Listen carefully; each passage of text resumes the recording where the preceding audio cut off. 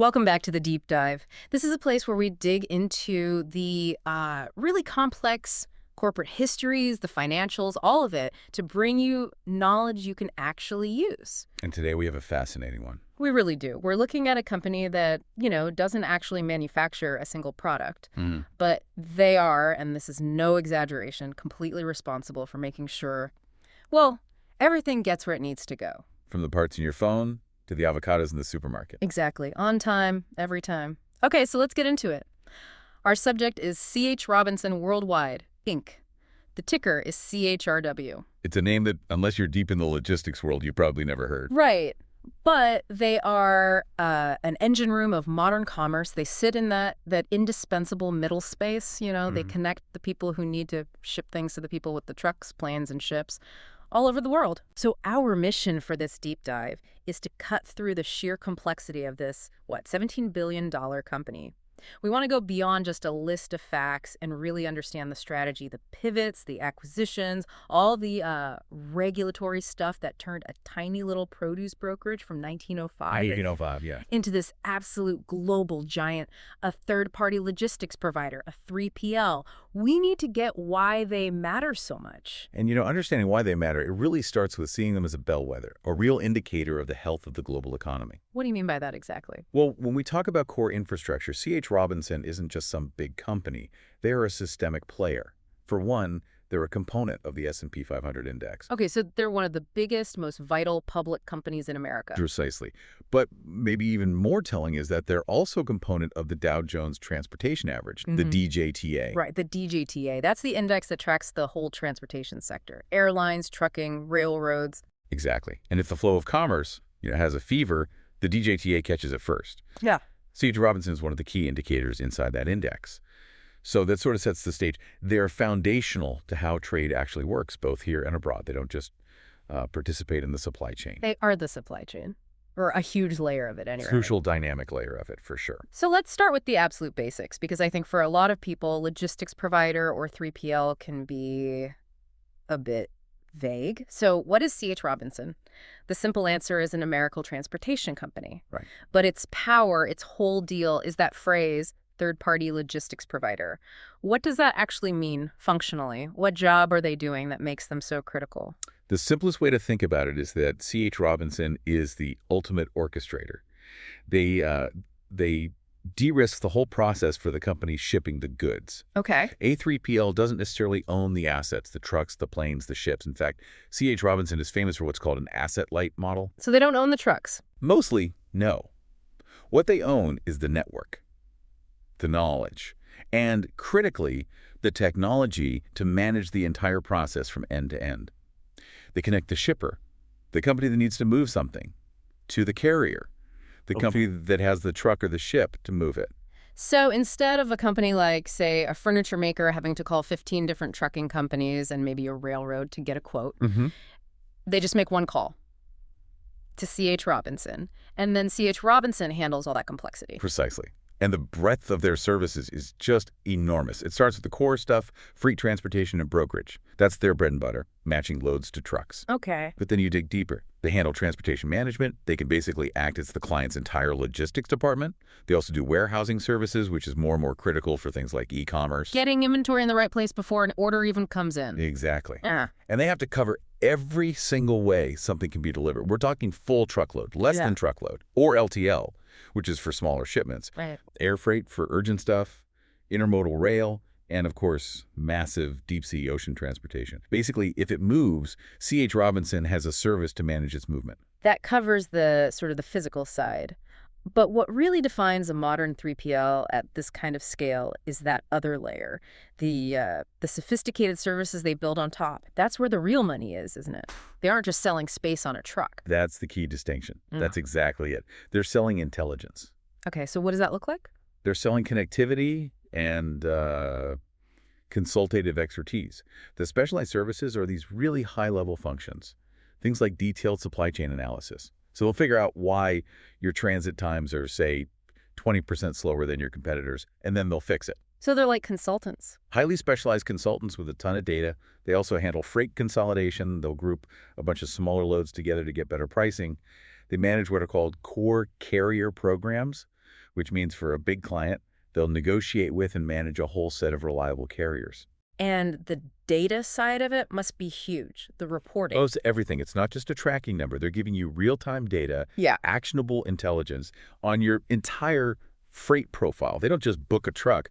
They analyze whether that truck is the absolute best choice based on cost, speed, and reliability data drawn from their enormous network. And that level of coordination, it just requires staggering scale. Let's ground this in some actual numbers for a second, because the size of this operation, which is headquartered in Eden Prairie, Minnesota, by the way, it's kind of hard to get your head around until you see the data. The scale is their competitive moat. It's No. their biggest defense. Yeah. So as of 2025, you're looking at an employee count of just over 12,800 people globally. Wow. Their physical footprint is more than 300 offices spread across North America, Europe, Asia, South America.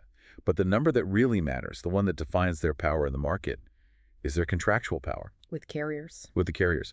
They have built relationships with over 66,000 different transportation companies. 66,000. 66,000. And that network includes everyone you could possibly need. Little motor carriers, huge railroads, air freight operators, ocean carriers, all of them.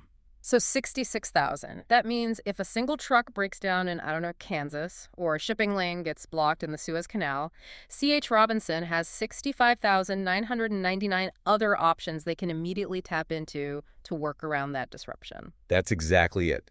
They become this resilient, flexible marketplace in what is a fundamentally volatile, unpredictable industry. They're selling stability. Yes, they minimize the client's risk by diversifying their capacity base across that massive, massive network. And then when you look at the financials from 2024, the sheer economic weight of it becomes crystal clear. Okay, hit me with the numbers. Total revenue for 2024 was $17.7 billion. $17.7 billion. And remember, this is a network business, not a factory.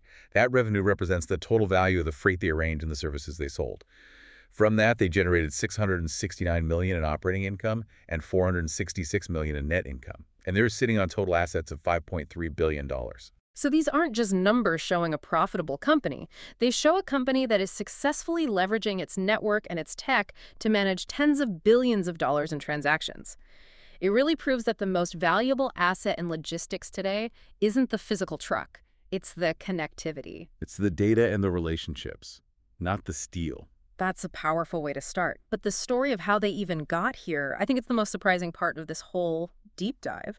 The $17.7 billion logistics firm we just described, it didn't start with global supply chains. It started with, what, potatoes in Grand Forks, North Dakota? Potatoes and apples, yeah. In 1905, 120 years ago. It's the definition of a humble beginning. It really sounds like something out of a book. It does. The founder, Charles Henry Robinson, C.H. Robinson, he set up this small wholesale brokerage house, and his entire focus was regional, procuring and providing produce across North Dakota and Minnesota. But even then, you can see the seed of the idea. Oh, absolutely. It's crucial to see that even back in 1905, they were a logistics company. But it was the logistics of perishable goods.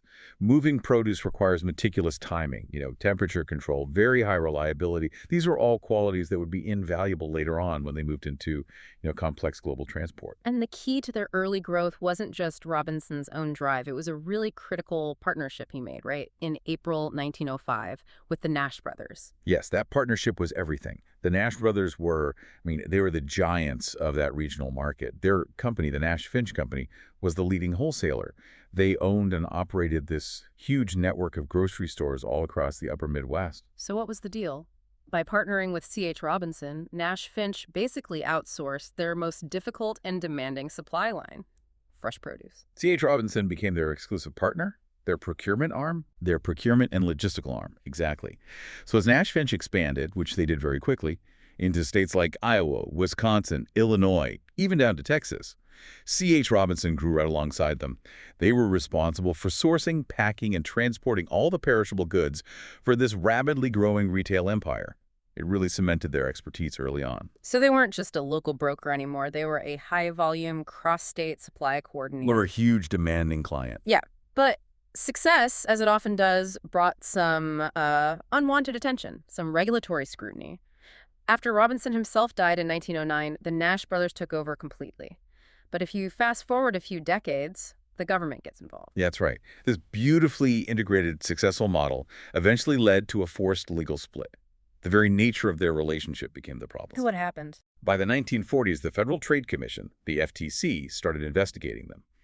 And the sources show that the FTC found that Nash Finch was using its massive buying power and its proprietary relationship with C.H. Robinson to get an improper price advantage over its competitors. Because they were buying in such huge bulk through C.H. Robinson? Exactly. Nash Finch could get terms that smaller independent grocery stores just couldn't possibly match, and that was seen as anti-competitive. And this brings us to a really significant piece of U.S. commercial law, the Robinson-Patman Act of 1936, which is, it's a fascinating law designed to protect small businesses from exactly this kind of thing. It is, and the Robinson-Patman Act specifically prohibits price discrimination if it injures competition. So the FTC ruling meant that the intertwined structure of Nash Finch and C.H. Robinson had to be broken up. It was a dramatic separation mandated by the government. So how did they split it? The C.H. Robinson Co. was broken into two completely distinct entities. First, you had C.H. Robinson Co. This part was made up of the offices that sold produce directly to the Nash Finch warehouses. But crucially, the ownership of this new company was transferred to the C.H. Robinson employees themselves. Wow. So the regulation actually created the employee-owned model. It planted the seed, absolutely. And then the second entity was C.H. Robinson, Inc., which remained under the direct ownership of Nash Finch. So the government kind of accidentally forced a path toward the 100% employee ownership that really defined their success before the IPO. It's a classic case of regulation having unintended and, in this case, very positive consequences. That split in the 1940s was a crisis moment, for sure. But it forced the new, independent, employee-owned C.H. Robinson Co. to start thinking for itself, to think competitively about brokering logistics beyond just serving Nash Finch. It forced them to look at the whole market. It shifted their focus from serving a single master to mastering the market itself. And what's just amazing is that despite this huge 120-year journey away from produce, that original function, managing apples and potatoes, it's still there. Robinson Fresh is still a big name. It's a really powerful link to their heritage. Robinson Fresh is still an active, significant part of the company. It buys and sells produce to the food service industry. It works with independent growers. It continues that deep expertise in perishable supply chains. The cold chain logistics. Exactly. The specialized knowledge in cold chains, quick turnarounds, minimizing spoilage. Everything they mastered in 1905, they now apply on a global scale. But the scale of the pivot is just so striking when you look at the financials today. It really highlights how much the company has changed. The numbers put it in perfect perspective. Despite being a multi-million-dollar business on its own, Robinson Fresh, the produce side, accounts for only about 6% of C.H. Robinson's gross net revenues today. Only 6%. The other 94% comes from transportation and logistics. So the roots are deep, but the tree has grown overwhelmingly into the global freight market. The history just confirms it. They started as logistics experts for produce, but they adapted to become logistics experts for everything. So moving on from that 1940s split, the next huge pivot they made, it required a whole new national infrastructure to be built. In the early days, moving produce meant you were relying on trains. Almost exclusively, yes. The railway system was everything, but it's fixed. It's expensive. So what allowed them to shift from the rails to the much more flexible highway system? The big catalyst was the Federal Highway Act of 1956. This act funded and created the huge U.S. interstate system that we have today, and it just completely revolutionized how goods could move across the country. Right. Suddenly, logistics wasn't dictated by where the train tracks ran. It was defined by the flexibility of the highway. And that was the trigger that allowed C.H. Robinson to make a really strategic entry into the trucking business. They could offer direct door-to-door service that rail just couldn't match. It's interesting, though, that when they first got into trucking, they didn't jump straight into the asset-light brokerage model that they're known for today. They actually started by owning the trucks, didn't they? They absolutely did. And it was a smart move. They needed to learn the regulated trucking industry from the inside out. So what did that look like? Their first real venture was in 1968. They set up a regulated contract carrier called Meat Packers Express, based out of Omaha. Meat Packers Express. So clearly still focused on temperature-controlled stuff. Leveraging their produce background, exactly. Then a few years later, they merged that with some other carriers to form Robco Transportation, Inc. But the really telling move is that they eventually sold Robco in 1986. Why is that so telling?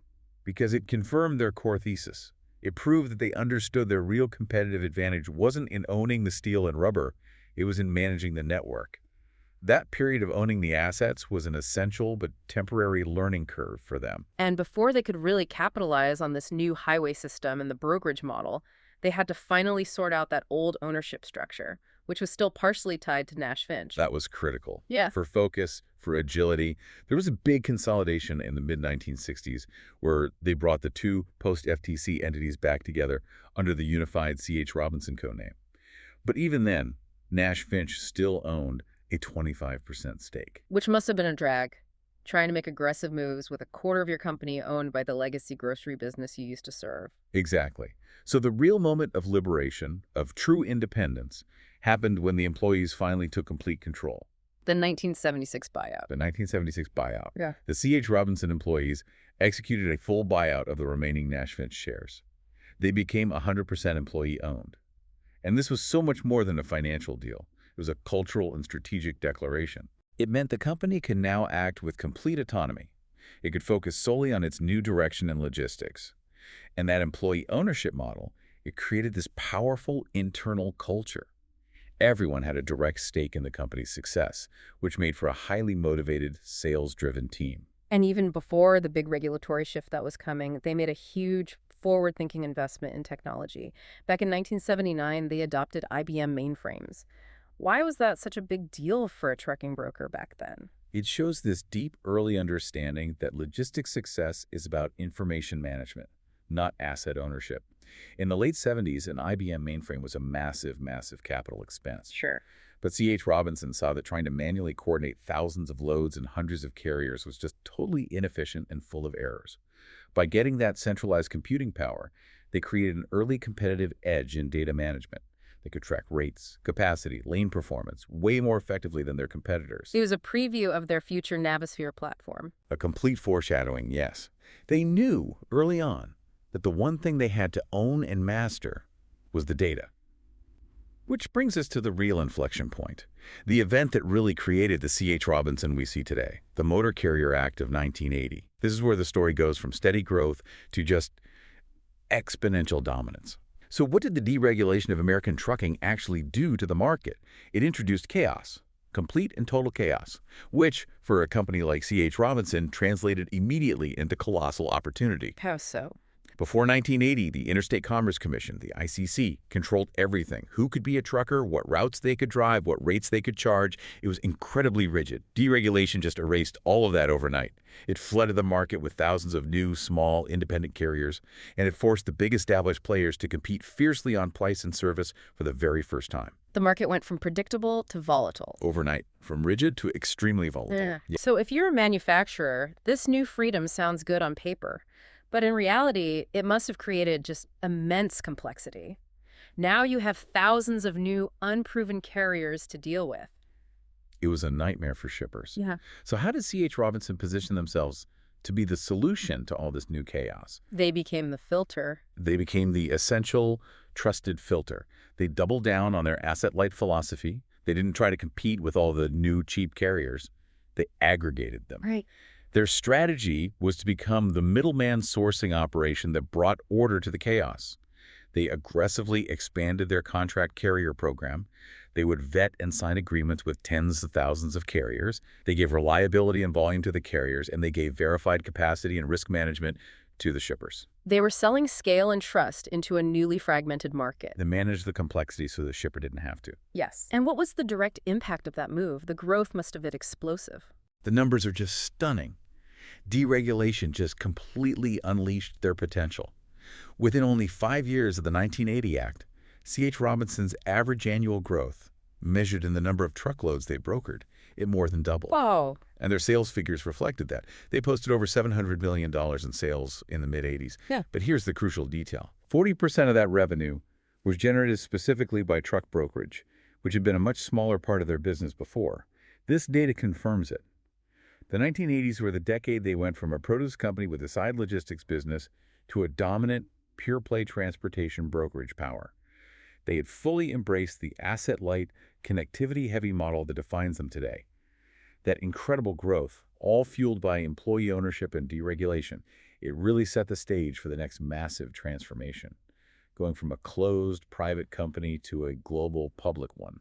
And that happened in 1997. It sounds like it wasn't just a business deal, but a really personal moment for the employees who built the company. It was truly a life-changing event for over 100 people. So in 1997, to signal their global ambitions, they officially renamed themselves C.H. Robinson Worldwide, Inc. Then they launched their initial public offering, their IPO, on NASDAQ. And this was the big payday for the employee owners. This was the moment. The employee owners, many of whom had been with the company for decades, since that buyout from Nash Finch in '76, they finally realized the ultimate reward for all that collective effort. So how much capital did the IPO actually raise, and what was the impact for the people involved? The IPO raised $190 million, which was a very substantial amount for that time. And crucially, this capital was for the 101 employees who sold their shares. So these are the people who had put their careers and maybe their own money into the company back in 1976. Exactly. And this move created dozens, if not hundreds, of instant millionaires overnight. It really solidified that narrative that employee ownership, when you combine it with smart strategic growth, can lead to monumental success, both for the company and for individuals. And what was the company valued at? The initial market value of the public firm was $743 million. And they started trading under the symbol CHRW. And looking at the financial momentum they had going into the public market, it's clear they weren't going public because they were in trouble. They were going public to fuel even more expansion. Absolutely. Yeah. The 1997 financials show massive momentum. Gross revenues hit $1.79 billion, with net revenues of $206 million. And that net revenue figure, that was a 15.1% increase over the prior year. That's huge. It's huge. And going public gave them the equity, the financial flexibility they needed to start an aggressive strategy of global expansion and targeted acquisitions, a strategy that would be totally critical for establishing their worldwide dominance. And the global vision, it actually started even before the IPO. They knew that just being a domestic broker wasn't going to be enough. So where did they first look outside the U.S.? Their international expansion was very systematic. It started in North America for their first foreign office in Monterrey, Mexico in 1989. This gave them a crucial cross-border logistics capability right away. Smart. But the really strategic move came soon after. In 1992, they acquired a company called CS Green International. And this was a very sophisticated purchase because it immediately gave them a whole suite of necessary international capabilities: global freight forwarding, air freight services, and importantly, expertise in handling refrigerated containers, which goes right back to their 1905 produce roots. A direct lineage, leveraging that specialized perishable expertise for high-margin, complex, global cargo. Yes. And they also weren't afraid to dive deep into major foreign markets, even if it meant buying asset-heavy companies, which kind of goes against their domestic strategy. The move into France is a perfect example of that. It's a fascinating strategic contradiction, isn't it? But it shows they understood the need for local capacity control in certain key markets. So in 1993, C.H. Robinson bought a 30% stake in Transeco, a major French motor carrier. So they didn't just contract with them, they bought part of the actual company. They bought a share of the operational capacity, and they eventually acquired the entire company. The reason they did that, the deviation from the model, was that in fragmented European markets with really complex regulated cross-border rules, owning a piece of the capacity gave them the control and the certainty their customers demanded. It was something that simple brokering might not have provided in those early days of their global expansion. So they kept building out this global footprint. Relentlessly. They acquired Normantor, a Western European provider. They moved into South America by buying the Comextra Group in Argentina. And they solidified their presence in Northern Europe by acquiring a German company, Frank M. Viet GmbH. Each acquisition was like a tile in a global mosaic, giving them local capacity and regulatory know-how that they could just plug into the central brokerage platform. Okay, so let's shift back to the U.S. for a minute and look at the big domestic and international acquisitions that really cemented their massive 3PL status. These seem like precision strikes. They were designed to buy volume, capability, and technology. That's a good way to put it. The first major post-IPO domestic move was in 1999. They acquired American Backhaulers, Inc., a Chicago-based logistics firm, for $136 million. And what was the strategy there? That was purely a volume play. They were absorbing a major regional competitor to instantly increase their domestic truck brokerage market share and their client base. It was all about scaling the core business. And then in 2012, they made one of their most transformative purchases, Phoenix International. Phoenix International was a game changer. It cost them $635 million. And it was a game changer because Phoenix was primarily focused on global ocean freight. Right.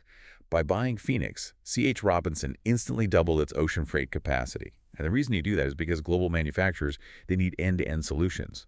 Trucking gets the container to the port, but ocean freight moves it across the world. This acquisition meant C.H. Robinson could control and, quote, the entire door-to-door move. It made them a true multinational logistics manager, not just a North American road broker. And in that same year, 2012, they were also focused on locking down Eastern European networks. Correct. The purchase of April Logistics S.A. in Poland was very strategic. Poland is really at the crossroads of European trade. It gives you critical access to trucking, air, and ocean shipping all across the rapidly growing Eastern European markets. But maybe the most forward-looking acquisition, the one that really signaled their belief in the digital future of logistics, was Freightquote in 2015. Freightquote was vital. It was so important because it was a privately owned online transportation broker that specialized in a segment C.H. Robinson really needed to modernize. Less than truckload, or LTL, freight, the smaller shipments. The smaller loads that don't fill a whole truck, that market is highly fragmented, and it was increasingly being handled by smaller digital-first platforms. Okay. This deal combined Freightquote's tech-savvy and its online quote engine with C.H. Robinson's massive scale and carrier network. It instantly vaulted them to dominance in the digital LTL space. So it was a recognition that technology had to democratize access to their network, not just for Fortune 500 clients, but for smaller shippers too. It injected an agility into their digital strategy that was absolutely necessary to stay competitive. Yes. And then finally, in 2020, we see the company make another major pivot. They seem to soften their famous asset-light stance by moving into physical storage and distribution. Why the shift into warehouse management? The 2020 acquisition of Prime Distribution Services for $225 million was a strategic necessity. It was driven by the demands of modern commerce, especially e-commerce fulfillment. Right. Being asset-light works great for long-haul brokerage, but clients increasingly need integrated solutions. They need help with inventory positioning, specialized distribution, value-added services when the goods are at rest. So Prime gave them warehouses. It added a substantial 2.6 million square feet of warehouse space to their portfolio. This acquisition positioned C.H. Robinson to offer truly comprehensive supply chain management. It proved that in the 21st century, the definition of a 3PL has to include both movement and storage management. They sacrificed a small piece of their pure asset-light model to gain a major competitive advantage in holistic supply chain control. The thread running through this entire story, from that 1979 IBM mainframe to buying Freightquote, is technology. The dominance C.H. Robinson has today is completely built on their ability to coordinate 66,000 carriers in real time. You just can't have $17.7 billion in revenue without an incredibly sophisticated digital backbone. Technology isn't just a support system for them. It is the core product. And the key infrastructure that orchestrates this entire global ecosystem is the Navisphere platform, which they formally launched in 2012. So Navisphere is the centralized marketplace, the thing that makes all those 66,000 carrier relationships actually functional. Functional and efficient, yes. Can we define Navisphere a bit more clearly? What does it actually do that gives them a competitive edge over, say, a smaller brokerage? Navisphere is so much more than just a booking portal. It's this tech-enabled platform that provides real-time logistics management to three distinct groups: their own 12,000 employees, their customers, and their tens of thousands of carriers and service providers. Okay. For customers, it offers instant quotes, real-time tracking, visibility across all modes: truck, rail, ocean, air. But the hidden power is in how it manages the carriers. How does that work? Navisphere uses advanced algorithms, and now increasingly machine learning, to match capacity to demand dynamically. So if a big shipper needs 50 truckloads moved from Chicago to Dallas next week, Navisphere is already analyzing the current capacity of thousands of carriers on that route. It's cross-referencing their historical performance, their safety ratings, their current backhaul needs. Meaning the direction they need to go next to get another load? Exactly. And all this allows C.H. Robinson to offer optimized rates and unparalleled reliability. They're using data to find efficiencies that a manual broker just simply cannot achieve. It's the digital command center where data on capacity meets real-world demand in a fraction of a second. So Navisphere is the global platform, the connective tissue, but for their biggest, most complex clients, the ones who need a dedicated logistics department run by CHRW, they have a specialized service. That's the TMC division, right? That's correct. The TMC division, or Transportation Management Center, provides a much higher level of outsourced support. This service is delivered through what they call their Managed TMS Transportation Management System. So what does that mean? Think of it as C.H. Robinson embedding their expertise directly into the client's company. This system doesn't just manage the shipments booked through them, it integrates the client's entire supply chain, including their internal systems and even their relationships with other carriers. This managed service combines their global TMS software, the tool itself, with expert logistics managers. It allows huge multinational shippers to just completely offload the headache of supply chain optimization. TMC experts analyze long-term contracts, they predict rate volatility, they manage freight consolidation across multiple regions, and they use the data from Navisphere to model better, cheaper, and faster supply chain networks. So for a huge company, this turns logistics from an internal cost center into a strategic competitive advantage. That's the sales pitch, and it's a very powerful one. Shifting focus to the current environment, a company this big, operating in an industry that was recently defined by just insane pandemic-era volatility, it's always subject to leadership changes. And we saw some big ones in 2023. The logistics industry went through a tremendous upheaval between 2020 and 2022. It went from extremely tight capacity and sky-high rates to a much more normalized, some would say weaker, environment. And navigating that complexity, it demands really robust leadership. So we saw Bob Biesterfeld step down as president and CEO in January of 2023. Scott Anderson then took on the role of interim CEO, while the board looked for a successor who could guide the company through the next phase of digital evolution and market normalization. And the person now steering this $17.7 billion network is a leader with deep industry experience. That mandate was given to Dave Bozeman. He was appointed Chief Executive Officer and a member of the board on June 6, 2023. So he's now responsible for making sure the company maintains its technological edge and continues to capture market share in a highly competitive, often cyclical industry. And the current chairman overseeing the board is Jody Kozlak. And just to wrap up our context section, let's briefly touch on C.H. Robinson's place in the broader community, beyond just the balance sheet. Their role as a corporate citizen is notable. Beyond their economic function, the company has received recognition for its positive impact. Specifically, they've been acknowledged for their work with the various nonprofits. They were a finalist for the Minnesota Business Magazine 2015 Long-Term Achievement Award, which emphasizes their positive presence in their home state. So it reinforces their standing not just as an economic powerhouse on the S&P 500, but as a major institution whose decisions really resonate throughout the economy and the community. It's a good way to put it. This whole journey, from a tiny 1905 brokerage in North Dakota dealing with refrigerated produce to a global, public, data-driven entity, it's just a masterclass in strategic adaptation. What's the ultimate synthesis here for the learner? I think the synthesis is really in understanding the critical pivots. First, C.H. Robinson survived its founding crisis, that FTC-mandated split in the 40s, which accidentally led to employee ownership and independence. Right. This highly agile, motivated, employee-run company was then perfectly positioned to seize the single greatest opportunity in the history of U.S. logistics, the 1980 Motor Carrier Deregulation Act. They made the smart choice to go with the asset-light brokerage model, which let them scale exponentially without the huge capital drain of buying thousands of trucks. And then technology. Then they just relentlessly leveraged technology. From the early IBM mainframes to the Navisphere platform today, they used it to connect that massive fragmented market. And the final layer was built through the smart use of their IPO capital to make those targeted acquisitions. Phoenix for ocean scale, Freightquote for digital LTL, and Prime for warehousing. And the result is this multinational, tech-enabled 3PL giant with $17.7 billion in revenue, managing a network of over 66,000 carriers. They turned connectivity into capital. The core lesson here, and I think this extends way beyond just the logistics industry, is the power of mastering the middle. C.H. Robinson consciously avoided the capital-intensive business of owning the physical assets. Instead, they focused ruthlessly on becoming the indispensable middleman. They mastered the art of information arbitrage and digital orchestration. They sell knowledge, efficiency, predictability.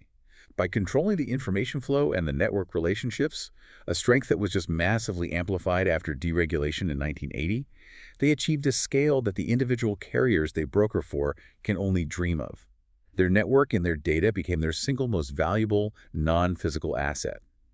Which leaves us with a provocative thought for you to carry forward after this deep dive. The story of C.H. Robinson really defines a huge part of the 21st century economy. So ask yourself this.